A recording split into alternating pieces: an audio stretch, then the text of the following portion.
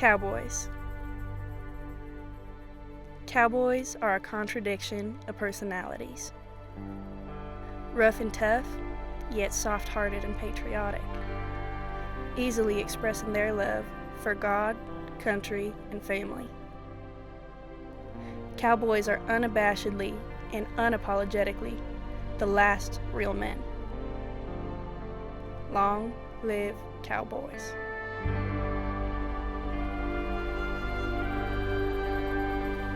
I'm a cowboy. God created me to be a cowboy.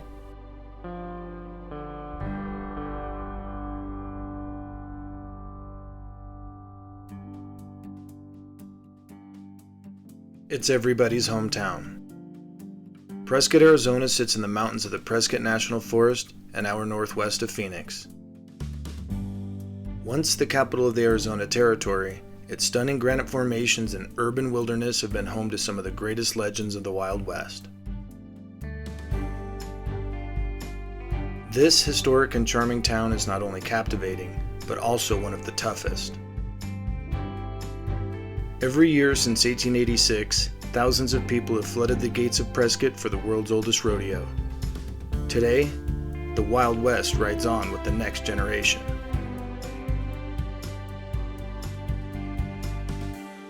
Famously, Prescott is home to the heroes of the Granite Mountain Hotshots whose bravery and sacrifice during the Yarnell Fire of 2013 models true American grit. More infamously, the city is known for some of the most notorious gunfighters, gamblers, and outlaws such as Wyatt and Virgil Earp, Doc Holliday, and Big Nose Kate. But there's a new name in town, Braylon Johnson. He may be only 14, but he's already making history as one of the top cowboy prospects in rodeo. With 3 world championship buckles, he's carrying the hard-working cowboy code into the future. When they crack the latch and he comes flying out of the chute and starts spurring, the minute he starts spurring, you can see old timers, you can see the junior kids, you can see everybody in between. They just get electric. They get so excited. They're yelling, they're screaming. It is the most exciting thing as a mother to watch, knowing that everybody is just really rooting for your kid. That's just the coolest thing in the world. It was always meant to be. Braylon's mother and father met at a rodeo where she was the queen and he was a professional cowboy riding broncs. My great-grandparents settled around Prescott in the Verde Valley like in the late 1800s. And then my parents bought this place in 1981 and we've been here ever since. Well, I've been riding since I was born, basically. My mom was pregnant riding horses with me, so I've been around horses my whole entire life. That's my happy place, is on the back of a horse. If I'm ever having a bad day, that's what I want to go do, is just go out for a ride and just go be out with nature and be with my horse. So to see that tradition kind of carried forward and the success that he's having, and being able to be out here at the farm and be out here with our animals together as a family. This is just a whole family activity that we can all do together, and it's really, really important. Back, even when I was younger, there was a lot more people that had at least their grandparents or their uncle or their aunt lived in a rural location where they'd been around animals before. Now the majority of the population is all in the city. That's why it's so much easier for people with untrue agendas to get stuff passed into big cities, because people don't know, they don't care. So our job, our goal, is to make sure people understand that the sport is what it is. Yeah. The sport's American and homegrown. It's God and country, and that's what it's about.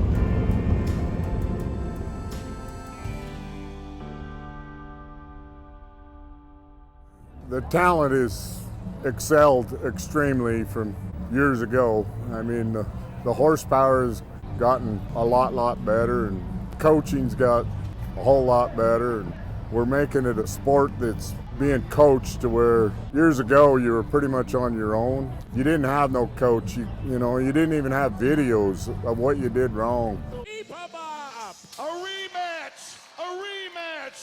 He placed on this horse 1 year ago. This is free. This is what he needed. Check out the number. Cody 89. is like my biggest mentor in the bareback riding. We have a really great relationship. Without him, I don't know if I'd be where I am in the sport of bareback riding. He's a winner. He knows how to compete. He knows how to climb that ladder and keep building to get better every day. When I first started, J.C. Mortensen was there. He was helping me get on, and so I'm paying it forward by anytime a kid shows up to a rodeo and is needing someone to show them, you know, or like give them advice and tips and help get them set up, all that. I'm there to do that because I'm trying to keep the legacy alive. Everybody that's ever contributed to me. Braylon's a kid that if you tell him something, he's going to try to do it. And he does do it. And he's going to do it till somebody tells him that isn't working. He's gotten better at leaving what just happened in the arena and going home and working on what we need to work on and not letting it beat him up. And I think that's a very valuable thing for kids to learn, how to react from what went right and what may have not went right. Build from it all. And Braylon's very, very good at doing that. Dad's always telling me, you know, focus on the next jump, that's all that matters. And taking the fight to him. Braylon's pretty special. He can do pretty much anything he wants to do in the rodeo world. Not very many people are blessed as he is with the talents. And he has the desire and the want, and all that comes together and makes it really, really special. He's somebody to look up to right now. He's kind of in a league of his own. All right, this saddle is the saddle I won at Georgia this year for the junior high finals when I won the bareback riding world championship. That's the very first state championship saddle I ever won.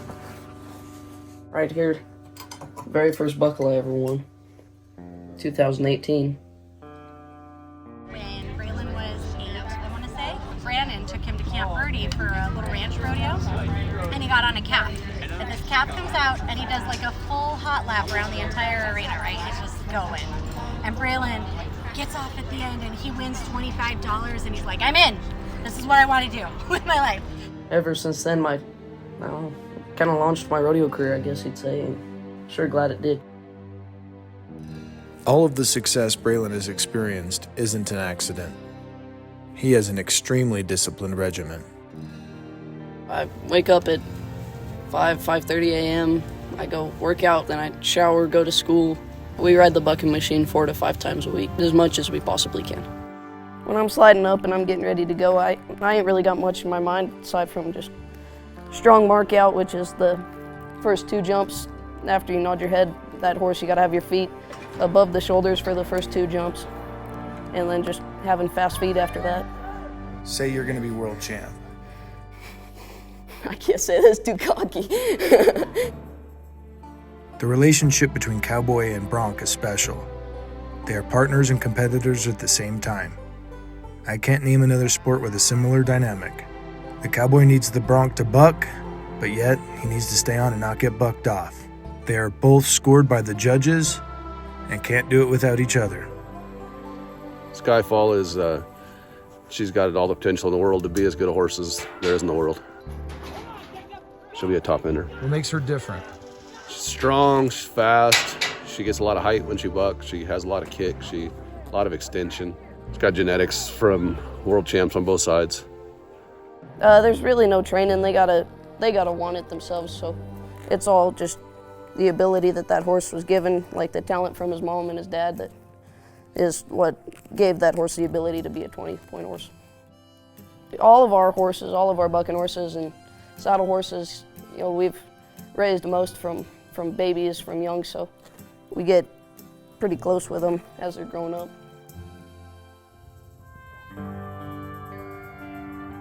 So we're gonna sort the horses so we can load them onto the trailer comfortably.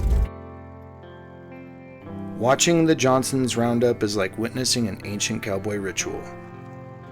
It's a subtle dance between man and horse, where each intricate movement communicates exactly where to be and what to do.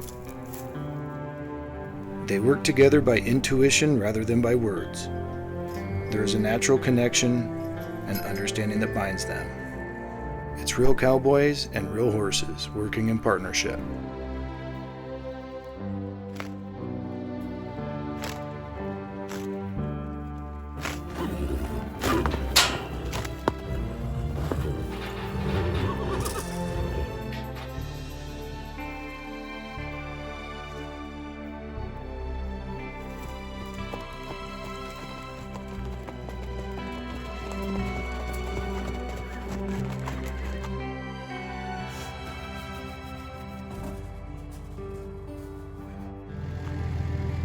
So what are you most excited for about today, B?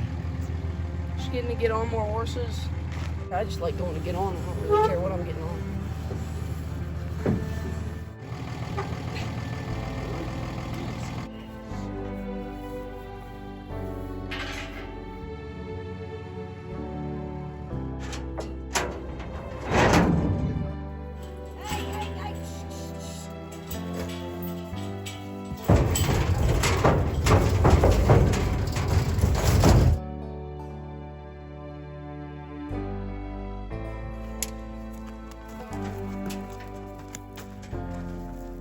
Time to say we had to leave the farm. It's 7.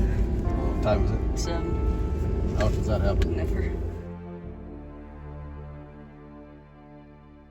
I always keep my rigging up front with me so I can run my hand in and out of it, make sure everything's feeling right. Part of the mind control piece of it is, you're always got your implement of success within arm's distance.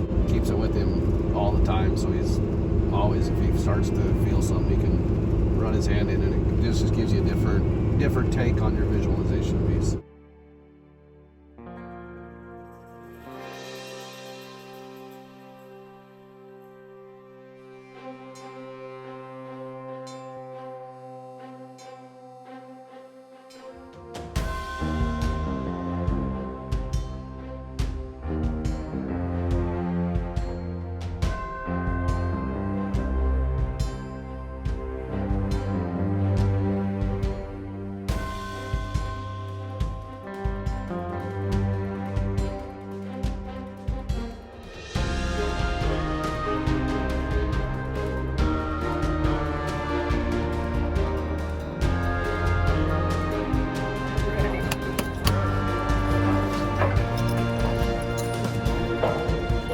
Let's go, Pete.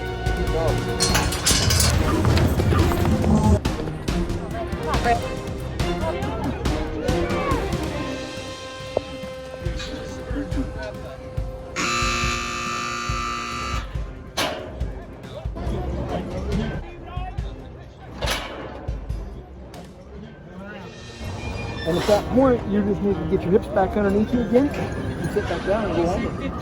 Instead, you let him come here and you went here like this. We pull you out over top on him. Hey, nothing to be ashamed of there, buddy. It's all good. We all get bucked off. Branden, what happened there? His rein was a little bit short, so we got pulled out over the front end. And the correction would be next time? Just take a longer rein. Is he disappointed? No, not at all. That was he did a lot of really good things there. He got his feet moving. He was going hard, going fast at him. Everything we need to do. We got to get bucked off to learn. Okay, B, tell me about that ride, dude. I think I think my rein was too short. Jerked me down on top of her head, and at that point I was too far gone to get back in my saddle. So when he marks them out, he marks them out correctly. Just makes them, where he gets some spurs to slow them horses down and gets them to set up and really buck. That's how they stretch out and get better. In 4 seconds, we can spend 30 minutes breaking it down.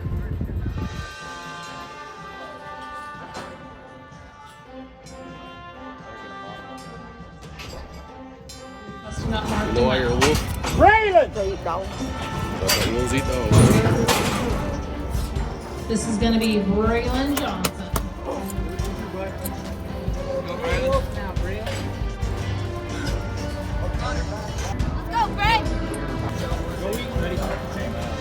All right, looks like we're getting ready to go with Braylon Johnson.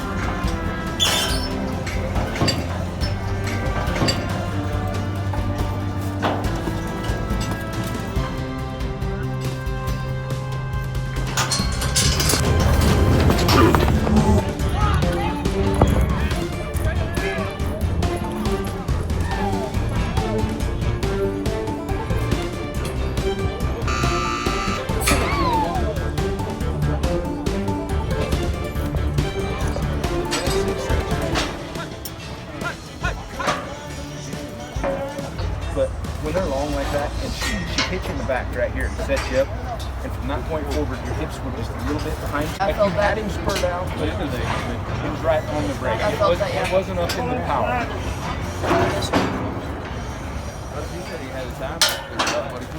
Okay, what was the score for Braylon? 61. And how does that fare for you? You happy with that? You know, for the horse he had, it was pretty good.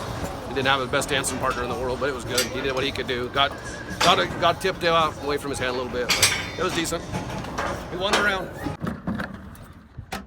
Bareback riding was all right. I got a score. What was your score? 61, so it wasn't great, but it's better than nothing.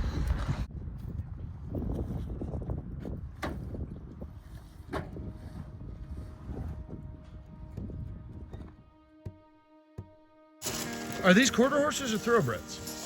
Neither one. They're a mix. Base probably of it is Percheron. So the first bucking horses that were put together was by a guy named Ernest Tuke. It's called the Tuke Bloodlines, and he got a big horse called King that started the whole herd, like the whole breed. Bred it to a bunch of ranch mares, quarter horse type mares. So then King, all the King mares, he brought back and bred them to an Arabian stud called Prince. Most of these bucking horses are heavily influenced with the big draft, and then there's, Prince was an Arab, so there's definitely some Arab influence. Most of these horses are real close descendants to a great horse named Custer, which Custer was a hairy old horse that raised a bunch of the very best brood mares. So these would all be descendants of those mares. Harry Vold's probably the most legendary stock contractor of all time.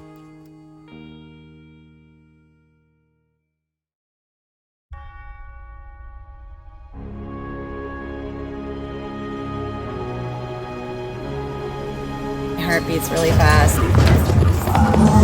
And sometimes I kind of have to hold on to things to steady myself. He fell, came down on his side.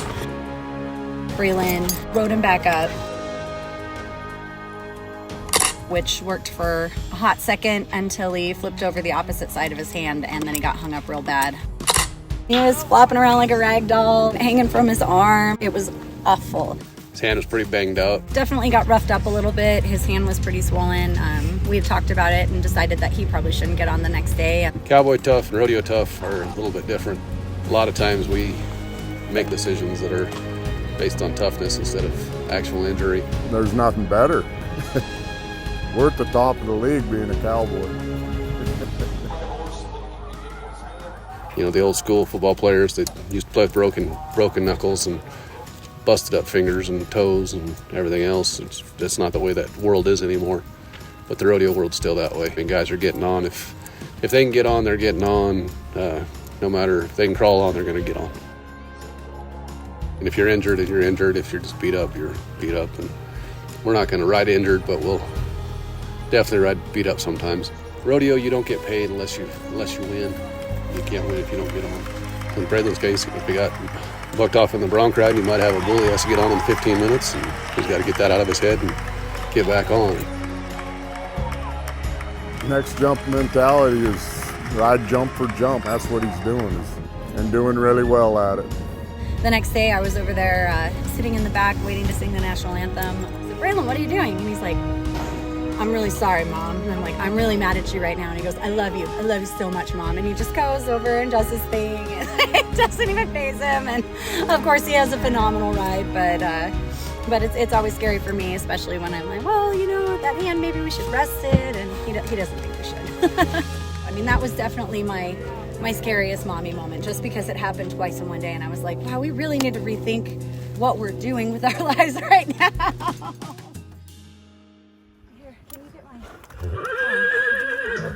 hoodie? Hey, stop, Mitch. What do you need? I'm gonna toss something over Midge's head, and she's Something gonna for forget. my ears. Oh, there it is. It's on the ground.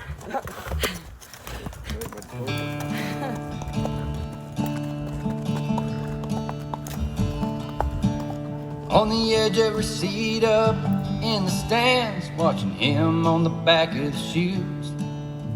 A little bit of fear in her heart, a little bit in his heart too. But she raised him up to be a man.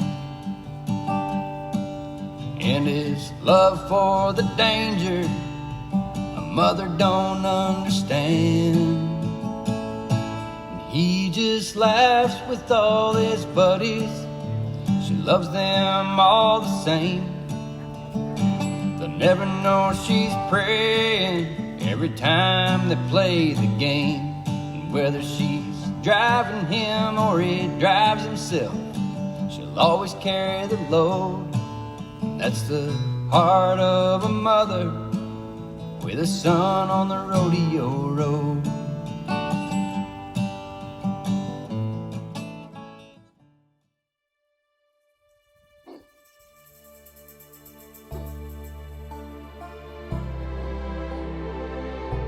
Without missing a beat, the Johnsons get right back to work. This cowboy never let some bumps and bruises stop him from getting prepared for his big goal. Braylon shakes off the pain and hops right back on his Broncs. He trains and prepares for the World Finals using many different methods.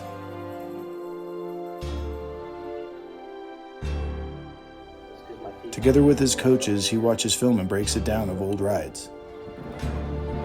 He gets in the chute and prepares countless times for each kind of jump. And he takes countless practice rides both at the ranch and in qualifying rodeos.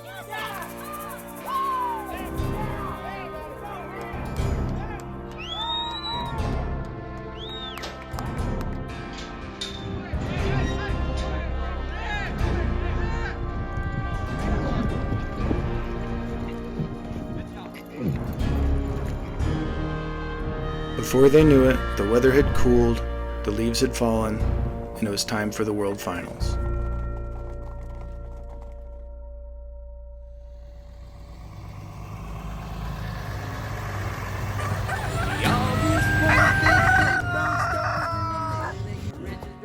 Winning in Vegas would mean a lot because that would be bringing home the World Championship the second year in a row. So it's a big goal, but it's also not necessarily what we're set on. We just moved up an age division to the seniors, so going from ponies to full-size horses, so it'll be a pretty big jump.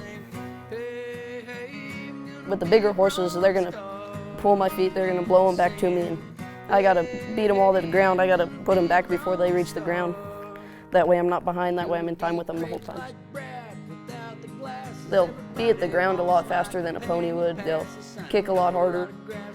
I just got to do what I've been doing. I can't change anything that I was doing because it seems to be working. Across my back and a front door key to the Thomas and Mack. Gonna date a trick rider who loves to blow my money for me.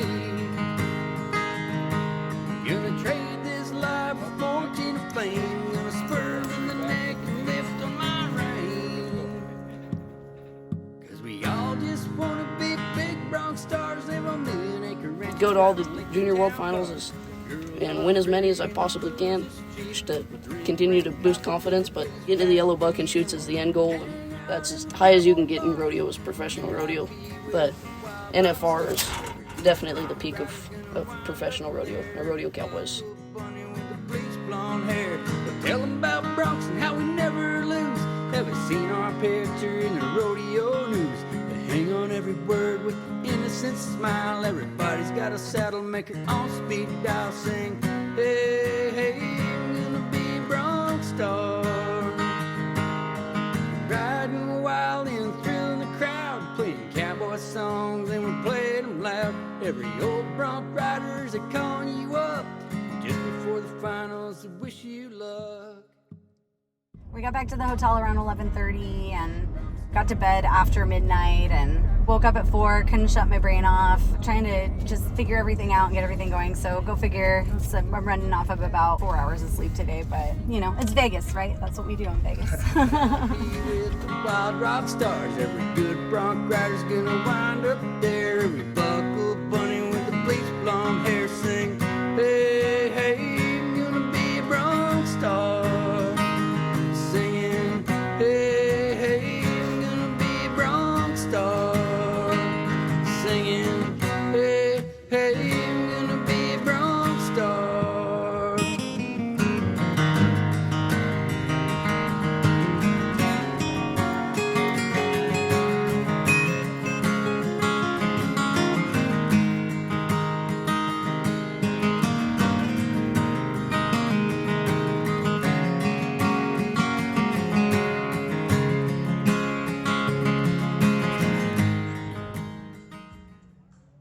made it here doing it one way, and that's the way we continue doing it all the time. Just another horse, just another day.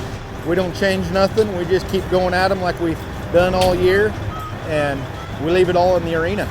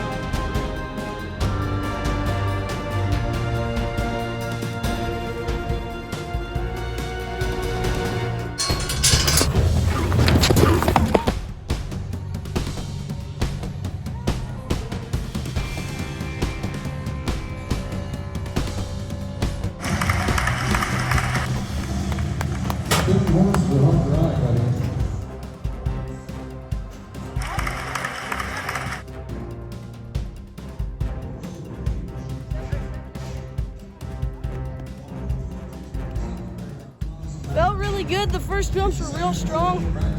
Came around away from my hand. Makes it more hard to spur, but dang sure makes it look cooler and makes it more fun. So that'll be a good one going into the short round. Great job, Sid. Although he had a solid ride and scored a respectable 77, heading into the final short round, Braylon found himself having to play catch-up. He knew he'd have to have the ride of his life to defend his world title. Well, coming in 5th out of the amount of very talented contestants that are here, I think is amazing. But looking at the points, he's only about 10 points behind first place. Anything can happen today. It's all a drawing contest. These kids are all equally super talented, and they've all been doing it for quite a while. So, I mean, for me personally, I'm super stoked for him. Because it's not all about winning. It's about the experience, it's about getting better, and it's about the ultimate goal, getting to the NFR. You know, the junior titles are cool, but it don't matter till we're in the yellow buck and shoots at the NFR. He's been through it, he's done it, and he knows what it's going to take to climb the ladder. I think he's got a good horse today, and he's dang sure got the mindset, so I look for big things. He's going to have to be 82 or 83 points and have some help to win the rodeo. The kids ahead of him have a pretty good lead. They drew a little better. It's the luck of the draw, and there's a lot more behind the scenes, you know, little things. The little things what make champions. Part of the game, part of the rodeo is sometimes you draw real well and everything's good. And sometimes you have to make it come from the bottom, and he's got a chance. He's got to do what we can do. It's the only piece we can control. It's his first year doing the senior division, and he is the youngest contestant in the entire senior division. I feel great about it. No nerves at all, finally, so that's good.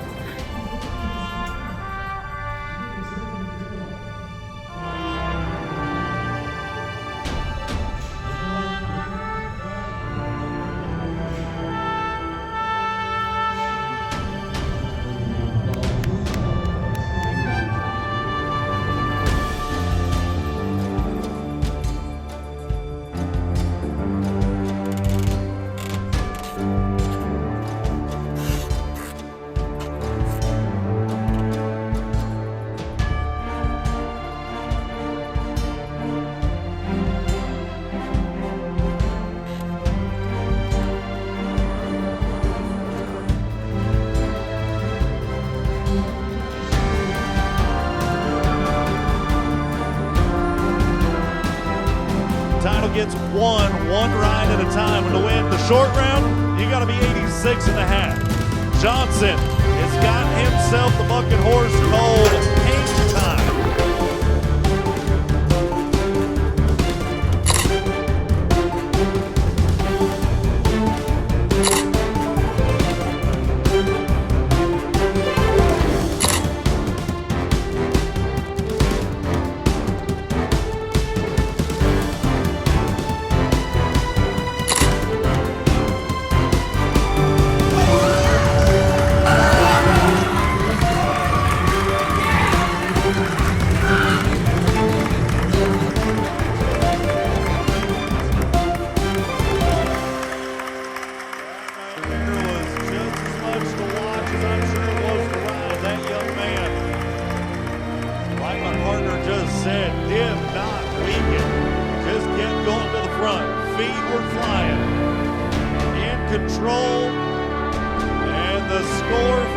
efforts today. Good enough to make him number 2 in the short round. 84 points for Johnson. Braylon's incredible ride scored an 84, the second highest score in the short round. He continues to work on his craft, traveling the United States doing rodeo, and working towards his ultimate goal of the NFR. This December, he'll head to Las Vegas looking to reclaim his world title.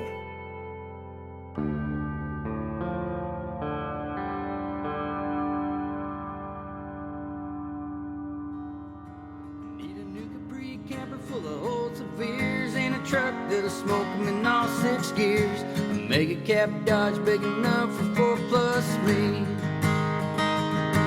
In a credit card that's got no limit. A big purple jet with a big screen in it. I've been watching Bronc tapes at 37,000 feet. In an old purple Cadillac with